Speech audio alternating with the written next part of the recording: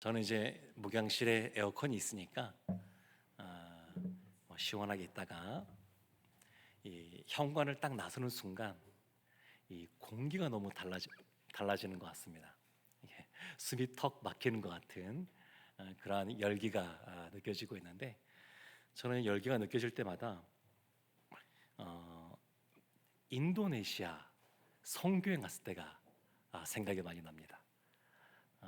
인도네시아 선교행 갔을 때 뭐 기온은 뭐 그렇게 높지 않았습니다. 38도, 39도 한 그 정도였는데, 근데 굉장히 그 열기가 어, 너무 대단해가지고 그때 참 기억이 많이 납니다. 제가 오늘 아침부터 딸꾹질이 나는데 멈췄다가 다시 갑자기 나오기도 하고 괜찮아졌다가 지금 또 나기 시작해서, 네, 저도 어떻게 조절을 잘 못하겠네요. 양해를 부탁드리겠습니다. 근데 제가 인도네시아가 더 기억나는 것은 그때 저희 아들이 태권도로 단기 선교를 그때 갔습니다. 각각 다른 팀으로 갔는데 인도네시아에서 만난 거예요. 저는 다른 나라 가다가 인도네시아 들렸고, 저희 아들은 그 태권도 선교팀은 인도네시아에서만 사역을 했는데, 근데 38도 39도고 떼약볕이고 그런데 태권도 하는 아이들이니까 차도 에어컨 안 나오는 차 이런 걸 배정받고, 뙤약볕에서 태권도 도복 길잖아요. 그런 거 입고 밖에서 이렇게 시범을 보이는 거예요. 그때 굉장히 마음이 짠해서 제가 더위가 더 생각나는 것 같습니다. 이번 주에 신학교 다닐 때 같이 공부하던 선교사님이 저희 교회에 한번 방문하셨습니다. 우리 임도마 선교사님이 아프가니스탄에 있다가 지금 타지키스탄에 계시거든요.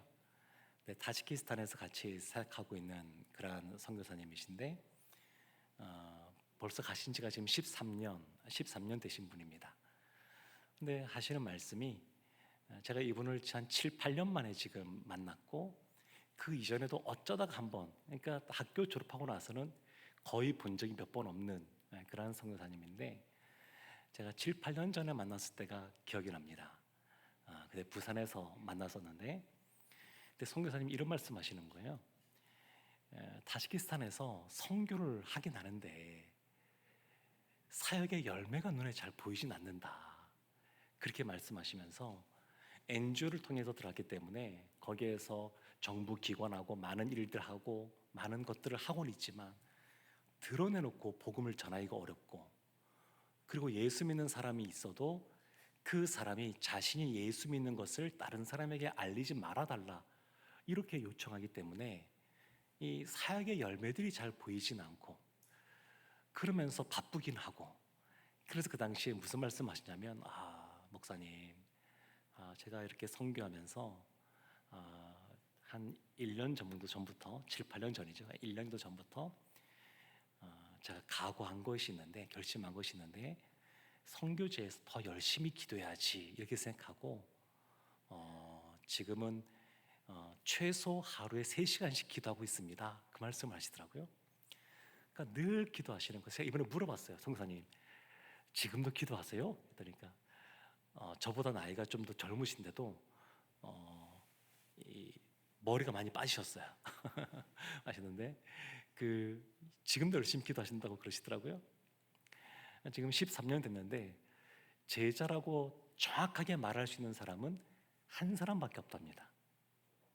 그러니까 사역을 그렇게 많이 하고 많이들 복음 전하고 하지만 사람들 앞에 나 예수 믿는 사람입니다 라고 이야기할 수 있는, 또 다른 사람을 전도할 수 있는 그러한 제자로 키워낸 사람은 한 사람밖에 없다고 저한테 이런 말씀 하시는 거예요. 그래서 목사님, 제가 선교 사역을 지금 하다 보니까 이제 옆에 키르기스탄이나 우즈베키스탄이나 이런 데 가보면 요즘에 문들이 많이 열려서 거기에 많은 사역들이 지금 일어나고 있거든요. 이란은 지금 엄청납니다. 이란은 우리가 잘 몰라서 그렇지 지금 서구의 선교사들이 들어가지 못하는 상황 속에서 이란 자체 그 안에서 그리스도인들이 다른 사람을 에게 복음을 전하고 그러면서 가정교회가 기하급수적으로 지금 늘어나고 있습니다. 이란에. 그러니까 타지키스탄도 그렇게 되기를 원한다고. 그러니까 이란과 타지키스탄과 아프가니스탄 이 세 나라가 페르시아어를 쓰거든요. 그러니까 같은 언어를 쓰는 그러한 문화권에 있는데 참 그런 걸 원한다고 하면서도 저도 사역의 열매를 좀 보고 싶습니다. 그러시더라고요. 그래서 할 수 있으면 하나님이 10년 안에 이곳에서 또 새로운 사역자를 잘 또 세워주시고 현지인들이 잘 성장해서 그렇게 갔으면 좋겠다 이런 말 하는데 참 마음이 좀 안타깝기도 하면서도 마음이 따뜻해지고 좋았습니다. 그러니까 사역의 열매가 없지만 선교사님 하시는 말씀들마다 타지키스탄을 향한 그러한 그 소망의 말씀들을 늘 하셔요.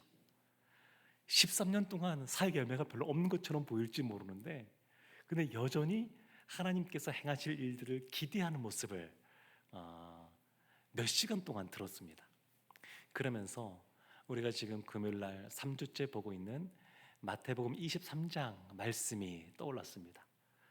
여기에는 이 바리새인들과 이 외식하는 이 서기관들은 보면 정치 권력도 종교 권력도 그리고 세상적인 부도 명예도 이것을 가지고 있지만 외식하는 모습으로 있고 그렇지만 이런 선교지에서 열매가 없는 것처럼 보이고 그리고 선교팀이 들어오지도 않고 잘 들어와도 소수 몇 명만 들어와야 되고 많이 오면 그것이 다 걸리고 더 어려워지고 그래서 뭐 하나 이렇게 눈에 띄는 사역을 할 수 없는 그러한 곳에서 사역하시는 선교사님을 만나니까 참 이 외식과는 거리가 먼 오직 주님만 바라보고 사역할 수밖에 없는 그런 분들을 보니까 마음이 좀 따뜻해지고 참 좋았습니다. 우리가 마태복음 23장을 보면 예수님이 공개적으로 가르침을 주신 마지막 장면인데 1절부터 12절까지는 경고의 말씀이었고 13절부터 36절까지는 화 있을 찐저라고 하면서 7번의 화에 대해서 칠화선언이라고 하는 것이 기록되어져 있습니다. 그래서 37절부터 39절 오늘 본문의 말씀은 예수님이 이것에 대해서 애끓는 마음으로 탄식하시는 그러한 내용이 나옵니다. 기억을 좀 더듬어 보면 첫 번째 화 13절 말씀에 보면 이런 말씀이 나오는데 천국 문을 사람들 앞에서 닫아버려서 자신들도 들어가지 못하고 다른 사람들도 들어가지 못하게 하는 그러한 자들이다. 이러한 심판을 이러한 평가를 받습니다. 연기자들은 배우들은 자신의 삶이 아닌 그 캐릭터의 연기를 잘하면 사람들이 잘한다고 칭찬해 줍니다. 연기를 너무 잘한다. 그런데 종교인은 신앙인은 이와 같이 자신의 본 모습이 아니라 다른 사람의 모습을 또 본인의 모습이 아니라 그냥 보여지는 모습을 연기했을 경우에는 이것이 아주 심각한 문제를 발생시킵니다. 특별히 종교 지도자라 그러면 자신도 천국에 못 들어갈 뿐만 아니라 다른 사람도 천국에 못 들어가게 하는 그와 같은 큰 문제를 일으킵니다. 두 번째 화는 15절 말씀에 나와 있는데 그 외식하는 자들이 교인 한 사람을 얻기 위해서 바다와 육지를 두루 다니면서 열심히 열정적으로 전도하지만 사실은 그 전도된 사람을 오히려 더 지옥 자식이 되게 한다라고 하는 이런 통렬한 비판을 받습니다. 세 번째 화는 16절, 17절 말씀이 있는데 이 보면 성전으로 맹세하면 아무 일 없거니와 성전의 금으로 맹세하면 지킬지니라 이 말을 통해서 맹세의 그러한 세부적인 조항 아주 작고 디테일한 부분 그것을 통해서 결국에는 자신이 맹세를 지키지 않는 그러한 위선적인 모습을 이렇게 보여줍니다. 큰 그림을 보지 못하고 아주 작은 것에만 매여 있는 모습도 보여주고 그러면서 자신이 맹세를 지키지 않고자 하는 빠져나갈 구멍을 만들어 놓은 모습을 예수님께서 비판하셨습니다. 23절 말씀에 보면 23절, 24절을 보면 네 번째 화가 나오는데 23절에 이렇게 말씀이 나와 있습니다. 화했을진저 외식하는 서기관들과 바리새인들이여 너희가 박하와 회양과 근체의 11조는 들이되 율법에 더 중한 바 정의와 긍휼과 믿음은 버려도다. 그러나 이것도 행하고 저것도 버리지 말아야 할지니라. 박하, 회양, 근체, 그다지 비싸지 않은 경제적 가치가 낮은 그러한 채소이고 향신료들입니다. 그런데 이 외식하는 사람들이 이와 같이 작고 사소한 것에 대해서 아주 철저하게 11조를 해야 된다, 이런 것을 예수님이 비판하신 것이 아니라 그 작은 것도 그와 같이 이게 철저히 구분하면서 정작 하나님이 중요하게 생각하는 정의, 긍휼, 믿음은 버렸다, 이것을 비판하고 계신 겁니다. 작은 것을 드리지 말라, 이것이 아니라, 그걸 드리는 것 자체가 문제가 되는 것이 아니라 진짜 하나님이 원하시는 것, 정의와 긍휼과 그리고 믿음, 이것을 지키지 않은 것에 대해서 예수님께서 그들을 비판하고 계십니다. 그러니까 그 11조의 목적은 보면 신명기에 보면 분명히 말씀하고 있거든요. 여러 가지 분깃과 기업이 없는 레위인들의 그러한 생계를 지원하는 것, 그것이 11조의 아주 주요한 목적 중에 하나고요. 그것만이 아니라 이런 표현이 있습니다. 신명기 14장 29절에 내 성중에 거류하는 객과 및 고아와 과부들이 와서 먹고 배부르게 하라. 그리하면 내 하나님 여호와께서 내 손으로 하는 범사에 내게 복을 주시리라. 그러니까 성전을 섬기는 레위인뿐만 아니라 사회적 약자를 돌보는 것, 이것이 11조의 주요한 그 사용 용처가 됩니다. 그러니까 예수님께서 이와 같이 작은 것도 철저히 따지면서 이와 같이 정의, 그 다음에 긍휼, 믿음을 버린 이 외식하는 바리새인들과 서기관들을 비판하셨습니다. 다섯 번째 화는 25절 26절에 나와 있는데 25절 말씀에 이런 말씀이 있습니다. 화했을진저 외식하는 서기관들과 바리새인들이여, 잔과 대접의 겉은 깨끗이 하되 그 안에는 탐욕과 방탕으로 가득하게 하는도다. 그러니까 잔과 대접의 겉은 깨끗하게 하되 그 안에 탐욕과 방탕으로 가득하게 하는도다. 그러니까 그릇은, 눈에 보이는 그릇은 깨끗하게 하지만 정작 그 그릇을 사용하는 사람의 마음에는 여러 가지 탐욕과 방탕이 가득하다는 겁니다.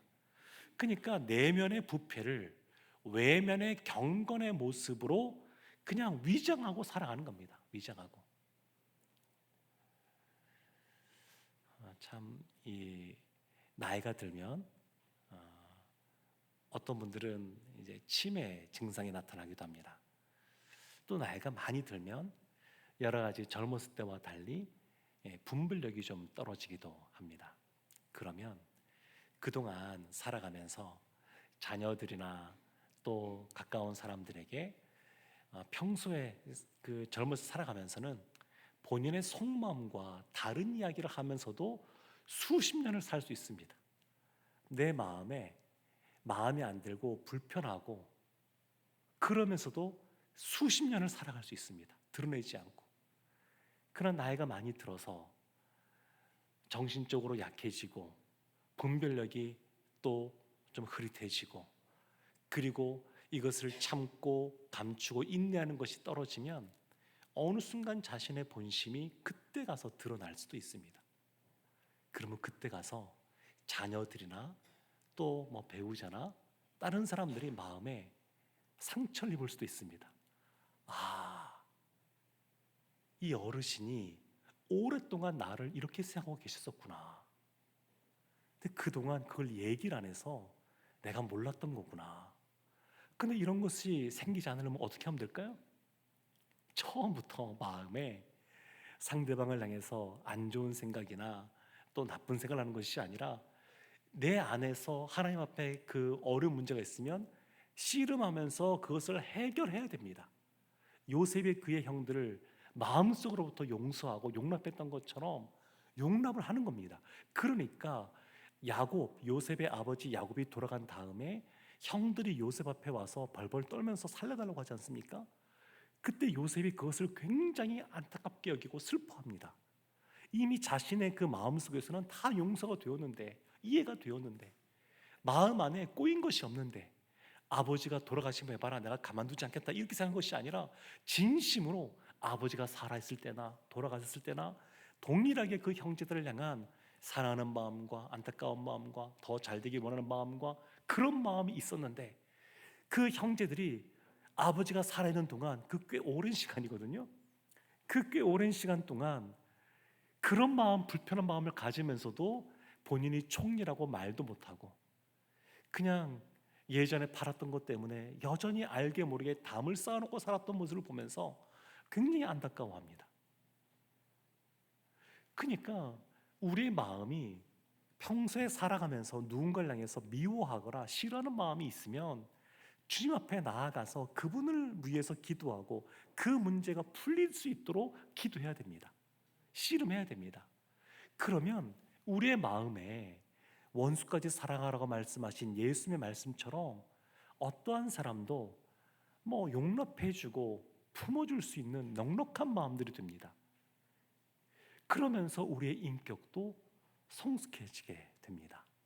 그러면 어느 자리에서 무슨 말과 행동을 하든 나중에 시간이 지나서 내 정신이 약간 혼미해지고 어떻게 되든 간에 늘 갖고 있었던 그 마음이 그때도 나오지 않겠습니까? 그러면 나이가 들어갈수록 더 자녀들이나 또 후배들이나 젊은 분들에게 더 존경받으면서 살게 되지 않겠습니까?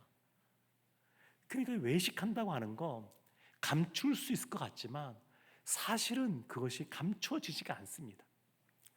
여섯 번째 화에 대해서 27절, 28절에 나오는데 27절의 말씀이 있습니다.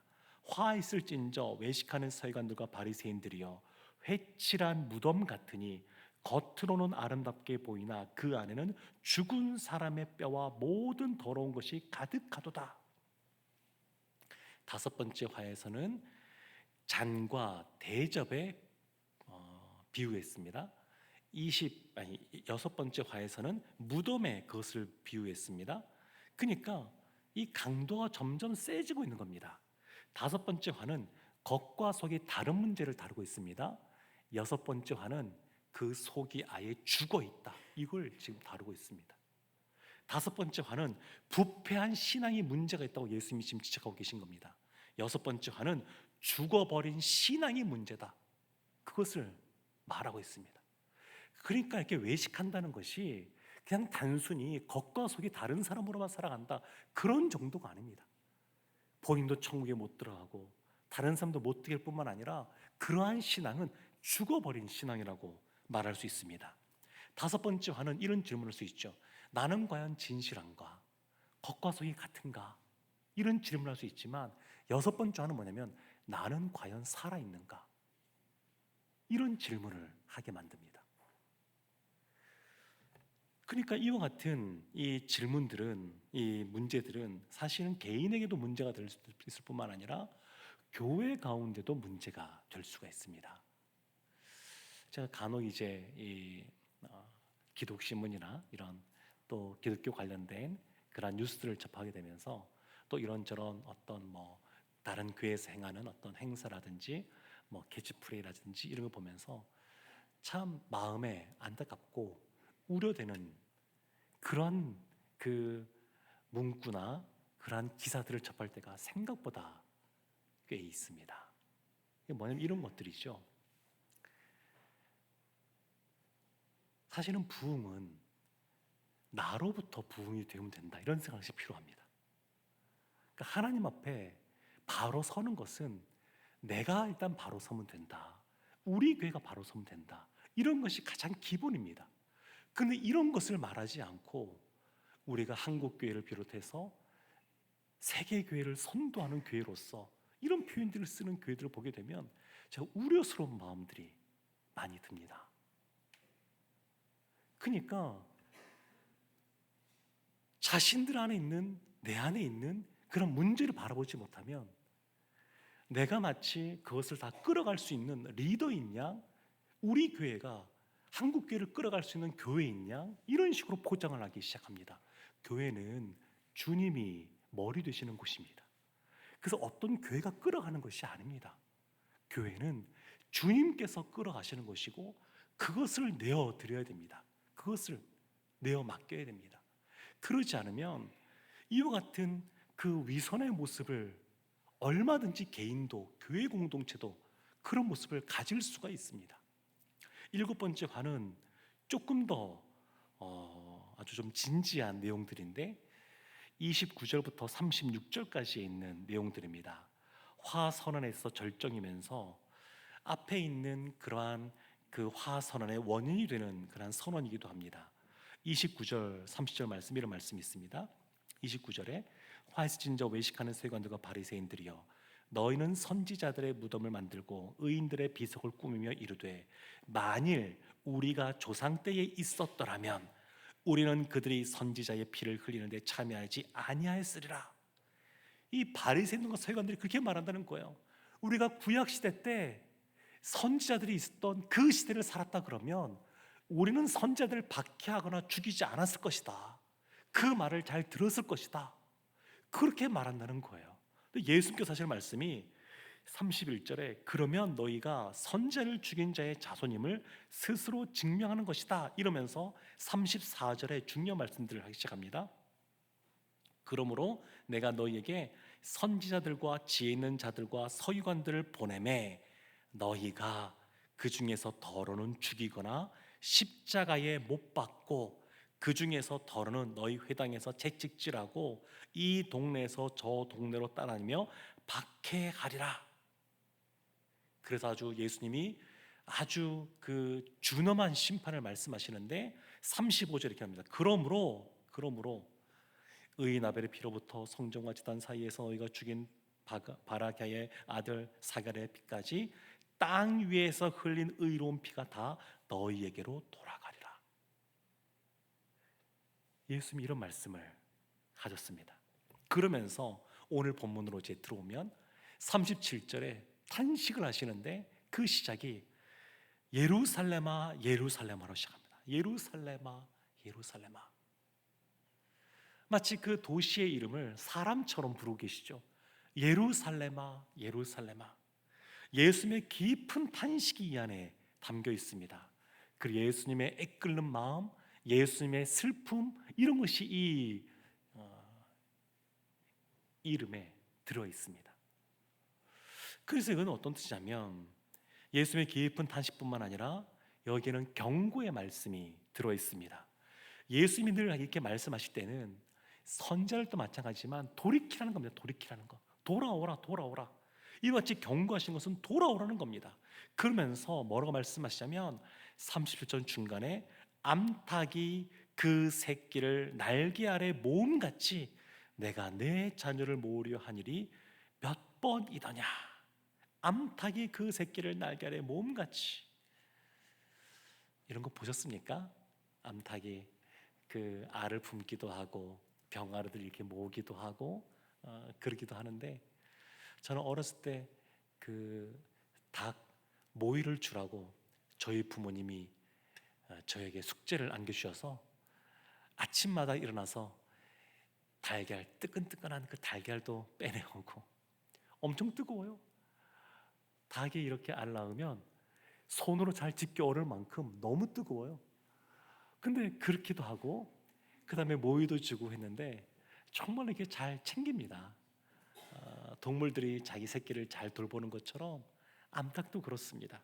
하나님이 이 모습 뭐냐면 얼마나 이스라엘에게 강력한 은혜를 베풀고 싶어 하시는지 그 모습을 보여줍니다. 암탉이 새끼를 모음같이. 근데 여기에는 하나님의 사랑이 마치 원시적이고 동물적인 사랑에 빗대어져서 하나님이 그만큼 하나님의 자녀들 그 백성들을 지금 사랑하고 계시다고 하는 것, 이 예루살렘을 향한 은혜를 베풀고자 하는 그런 강력한 마음들이 있다고 하는 것을 지금 보여주고 있습니다. 그러니까 하나님은 어떤 분이시냐면 기본적으로 하나님은 우리에게 은혜와 사랑을 베푸시는 분이시고 복을 주기 원하시는 분이시고 잘 되기를 원하시는 분이 하나님이십니다. 지금 심판을 예수님께서 말씀하시면서도 암탉이 그 새끼를 모음같이 라는 이 예수의 말씀 속에서는 그들이 돌아오기를 원하시는 그 예수님의 절절한 마음이 이 안에 담겨져 있습니다. 올해 우리 교회의 표가 말씀에 순종하는 행복한 교회입니다. 이것이 모세가 이스라엘 가운데 주어졌던 그 말씀 속에서 나오는 말입니다. 신명기 10장 13절 말씀인데 모세가 이렇게 말하죠. 내가 오늘 내 행복을 위하여 내게 명하는 여호와의 명령과 규례를 지킬 것이 아니냐. 내 행복을 위하여 여호와의 명령과 규례가 주어진 것이고 그것을 지킬 때 우리 가운데 하나님이 주시는 복이 있다는 겁니다. 하나님은 기본적으로 우리가 하나님의 은혜 가운데 살기를 원하십니다. 하나님은 우리가 복을 받기를 원하십니다. 사람에게 있어서 가장 필요한 것은 뭐냐면 하나님의 은혜입니다. 은혜. 그래서 우리 본당의 이름이 뭘로 바뀌었냐면 은혜로 그래서 바뀐 겁니다. 은혜가 그만큼 중요합니다. 사람이 가장 필요한 것이에요. 하나님은 이것을 잘 아시기 때문에 사람에게 은혜를 베풀기를 원하십니다. 사람에게 필요한 것이 은혜인 걸 너무나 잘 아셔서 우리에게 은혜를 베풀기를 원하십니다. 그런데 왜 사람에게 심판이 있는 것일까요? 하나님은 그렇게 사람들이 잘 되기를 원하시고 복을 받기 원하시고 은혜를 베풀시기를 너무나 강렬하게 원하시는데 그런데 왜 사람에게 심판이 주어질까요? 37절 끝부분에 이런 말씀이 있습니다. 그러나 너희가 원하지 아니하였도다. 왜 심판이 주어지는 거냐면 사람들이 하나님의 은혜를 거절했기 때문입니다. 하나님은 은혜를 베풀기 원하시지만 사람들이 그것을 거절한 거예요. 이스라엘은 은혜 베풀기를 원하시는 하나님의 사랑을 거부했습니다. 하나님의 은혜를 거절한다는 것은 곧 스스로 멸망을 선택하는 것과 같습니다. 그러니까 왜 사람이 심판을 받느냐? 그건 전적으로 은혜를 거부한 그 사람의 책임입니다. 하나님의 책임이 아닙니다. 하나님은 여전히 돌아오기를 원하시고 예루살렘아 예루살렘아 이렇게 부르시면서 너무나 강력하게 돌아오기를 원하시지만 사람들이 멸망의 길을 선택하는 겁니다. 사람이 파멸의 길을 걸어가는 것은 하나님이 결코 능력이 없어서가 아닙니다. 하나님이 손이 짧아져서 구원할 자를 더 이상 구원하지 못하는 것이 아니라 사람이 스스로 자기 스스로 파멸의 길을 걸어가기 때문에 그렇습니다. 시편 1편 1절에 보면 아주 유명한 말씀이 있지 않습니까? 복 있는 사람은 이라고 하면서 어떤 사람이 복이 있느냐? 악인들의 꾀를 따르지 아니하며 따르지 않는 겁니다. 악인들의 꾀를 죄인들의 길에 서지 아니하며 서지 않는 겁니다. 서지 않는 것. 오만한 자들의 자리에 앉지 아니하고 앉지 않는 겁니다. 어떤 사람이 복이 있느냐? 이와 같이 악을 멀리하고자 하는 사람, 말씀을 가까이 하고자 하는 사람, 이런 사람이 복이 있는 사람입니다. 이런 사람이 하나님의 은혜를 받아 누리는 사람입니다. 그래서 마찬가지로 거꾸로 보면 어떤 사람이 심판을 받느냐? 스스로 하나님의 은혜를 거부하고 파멸의 길을 선택한 사람, 그런 사람이 심판을 받는 겁니다. 그래서 우리에게 중요한 것은 뭐냐면 하나님의 은혜가 필요하다는 것을 아는 겁니다. 이것이 신앙입니다. 하나님의 은혜가 오늘도 나에게, 우리에게 필요합니다. 늘 우리 가운데 하나님의 은혜가 필요합니다. 38절에 보면 이렇게 말씀이 있습니다. 보라, 너희 집이 황폐하여 버려진 바 되리라. 원하지 않는 그 예루살렘을 향해서 보라, 너희 집이 황폐하여 버려진 바 되리라. 예수님이 이렇게 말씀하십니다.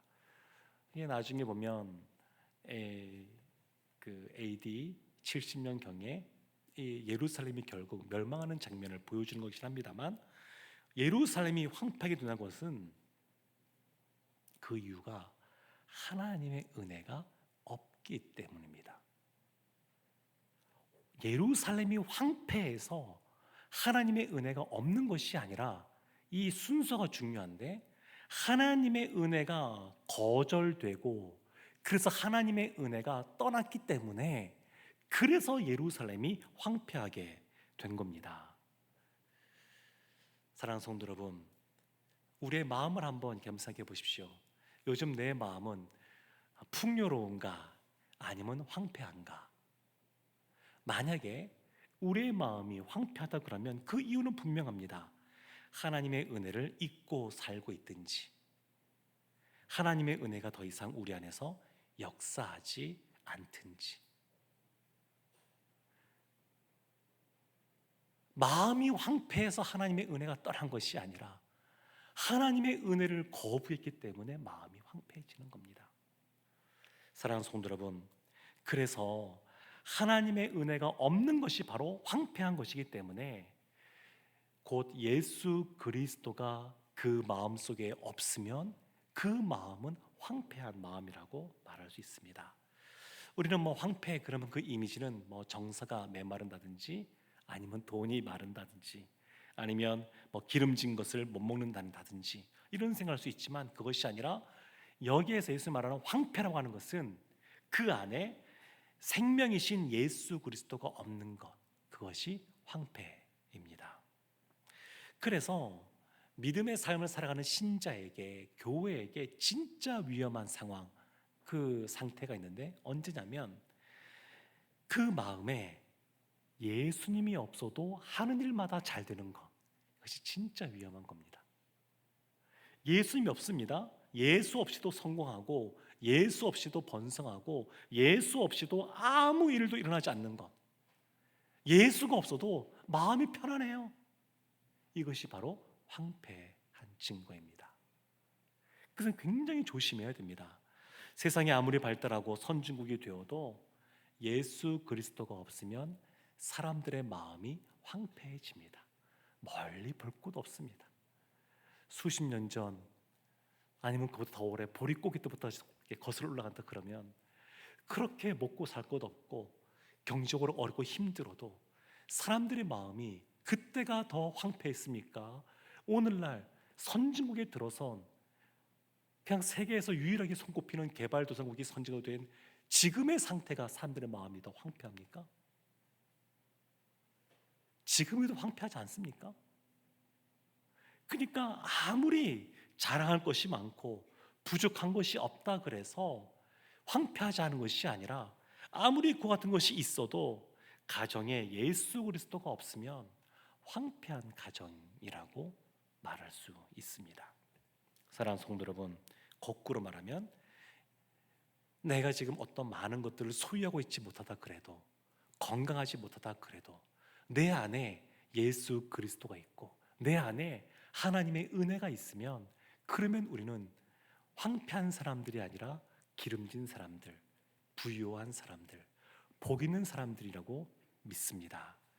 하나님은 지금도 자기의 백성들을 암탉이 그 새끼를 모으는 것 같이 모으고 계십니다. 이 금요일 밤에 이 자리에 와 계신 것, 하나님이 부르신 것이고 그 부름에 우리 성도님들이 응답해서 모여 계신 것이라고 믿습니다. 그러면 이렇게 모여서 그냥 흩어지는 것이 아니라 예수님께서 예루살렘아 예루살렘아 그러면서 탄식하며 돌아오기를 원하신 것처럼 우리도 늘 지금도 하나님의 은혜 가운데 거하시는 분들이 모여 계시겠지만 그래도 우리의 마음이 늘 주님 앞에 부유한 자로 살아가기를 원하는 마음속에 간절히 주님 앞에 나아가기를 원합니다. 암탉이 그 새끼를 품듯이 모을 때에 그 날개에 모여진 우리가 하나님의 부르심을, 하나님의 은혜를 거절하지 않고 그 하나님을 더욱더 말씀 가운데 붙잡고 나간다 그러면 하나님 우리 가운데 진정 복 있는 사람 되게 하실 줄로 믿습니다. 주님의 마음, 우리의 마음이 되도록 또 그 주님을 모시고 살아가는 우리 모두가 되기를 주님의 이름으로 축원합니다. 아멘.